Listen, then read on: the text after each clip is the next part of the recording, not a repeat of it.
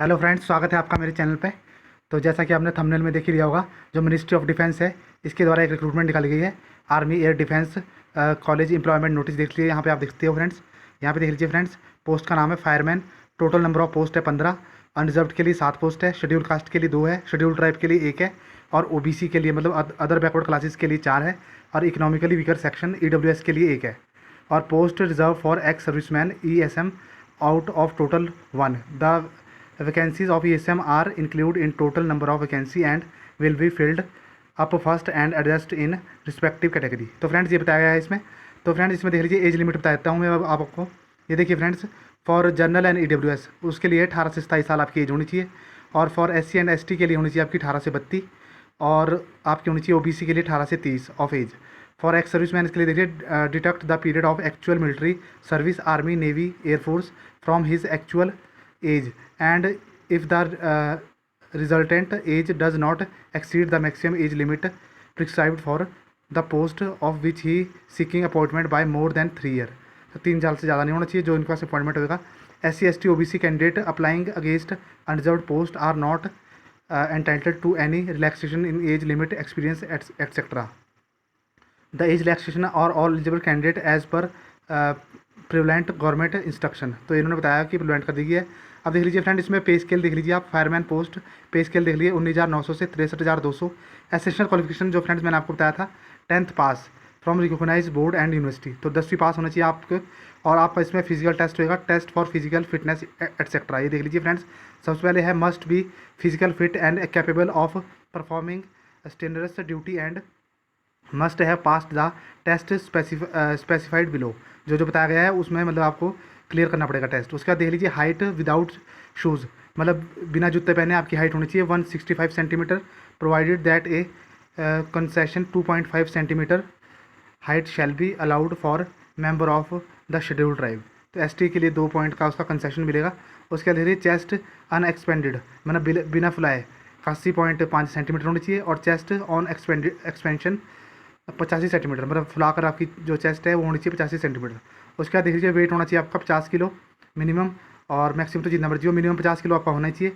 Endurance test देख लीजिए, carrying a man fireman lift of 63.5 kg to distance of 183 metre within 96 second.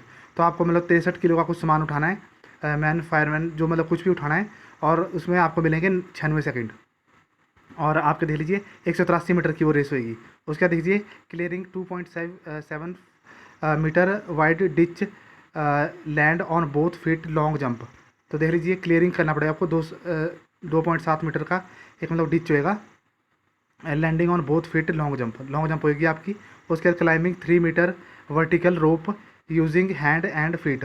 तो हाथ और मतलब पैर से आपको चढ़ना पड़ेगा 3 मीटर की ऊंचाई पे, वर्टिकल मतलब खड़ी रस्सी टांग दी जाएगी, उस पर चढ़ना पड़ेगा।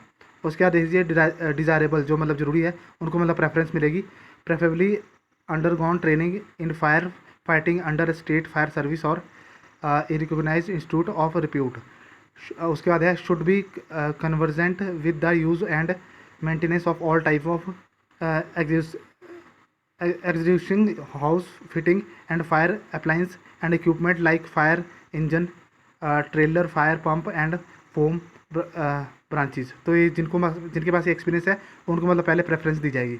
उसके बाद देख लीजिए period of probation if any, 2 year direct recruitment as per central government recruitment rules. उसके बाद देख लीजिए whether age and education qualification prescribed for direct recruit will apply in the case of promotes. उसके बाद देख लीजिए details instruction given in statutory rules and other issued by the ministry of defence as per gazetted of India will apply. उसके बाद देख लीजिए important instruction बताई हुई इन्होंने। देख लीजिए friends, candidate applicant interested candidate should send their application as per format attach to commandant army air defence college. ये देख लीजिए Golabandha PO Ganjam district Odisha 76 through ordinary post. Candidate must clearly subscribe the word. देख लीजिए application for the post of, मतलब जो आपने address देख लिया होगा इसका जो मैंने अभी आपको बताया, देख लीजिए army air defence college Govardhan PO, इसमें आपको भेजना है। और इसका पिन कोड भी दिया हुआ है। थ्रू ऑर्डिनरी पोस्ट, मतलब ऑफलाइन आपको अप्लाई करना है। Candidate must clearly subscribe the words application for the post, मतलब जब आपको भरना है तो आपको पहले अप्लाई उस पर लिखना है कि कौन सी पोस्ट के लिए वो अप्लाई कर रहे हो, कैटेगरी लिखनी है उस पर, general, SC ST OBC EWS, on the top of the envelope, जो मतलब आप कागज, जिस कागज़ में आप भेजोगे ना, जिसमें आप एनवलप होता है जिसमें आप भर के भेजोगे, उसके टॉप में आपको लिखना है while sending the application form.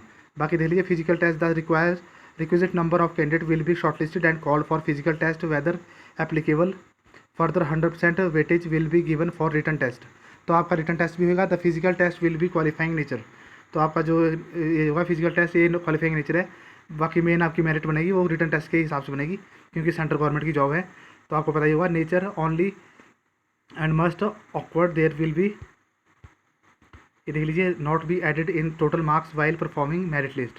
Syllabus of written examination देख लीजिए, written examination will be consist of question of general intelligence, reasoning आएगी आपको, और उसके बाद न्यूमेरिकल एप्टीट्यूड आएगा, मैथ आएगा, जनरल इंग्लिश आएगी, और general awareness and subject related question, जो फायरमैन से रिलेटेड क्वेश्चन है वो भी आएंगे। उसके बाद देख लीजिए friends, submission of application, a copy of relevant certificate as listed below properly self attested will be attached with the application. The original certificate document will be produced by the individual at the time of physical written test for verification checking. जब आपका मतलब physical होगा, return होगा, उस time आपके original document check किए जाएंगे।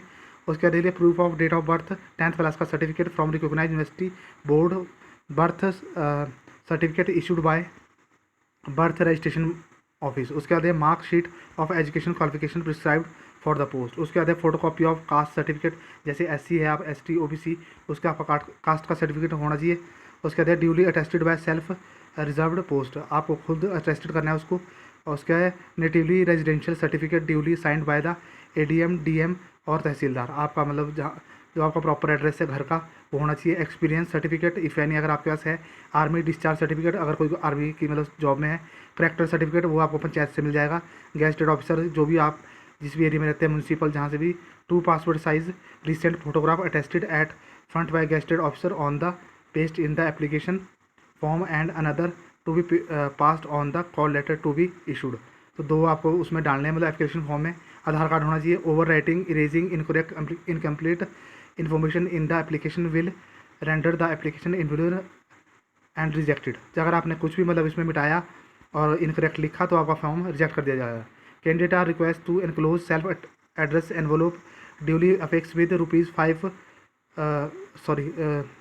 Affix with ₹42 postal stamp. जो आप मतलब एप्लीकेशन फॉर्म भरेंगे ना, तो उसके साथ आपको एक एक्स्ट्रा एनवलप मतलब उसमें डालना है, जिसमें आपको 42 रुपये की पोस्टल स्टैंप लगानी है। वो आपको पोस्ट ऑफिस से मिल जाएगी। एक एनवलप लेना है आपसे, 2 रुपये का आएगा बाजार में, उसमें मतलब आपको ये लगा देनी है, 42 रुपये की पोस्टल स्टैंप लग जाएगी। With the application on which call letter will be written test will be issue intimating the date. तो इसी पे आपको मतलब कॉल लेटर आएगा रिटर्न एग्जाम का। बाकी फ्रेंड्स ये था एक नोटिफिकेशन, जनरल इंस्ट्रक्शन यही थी भी। फीस फूस के बारे में तो इसमें कोई बताया हुआ नहीं है। प्लेस ऑफ वर्क कहीं पे भी हो सकती है आपकी पोस्टिंग। तो फ्रेंड्स ये था एक नोटिफिकेशन। चैनल पर पहली बार आया तो प्लीज़ चैनल को सब्सक्राइब करें and also press the all notification button for further update. Thank you so much, have a nice day.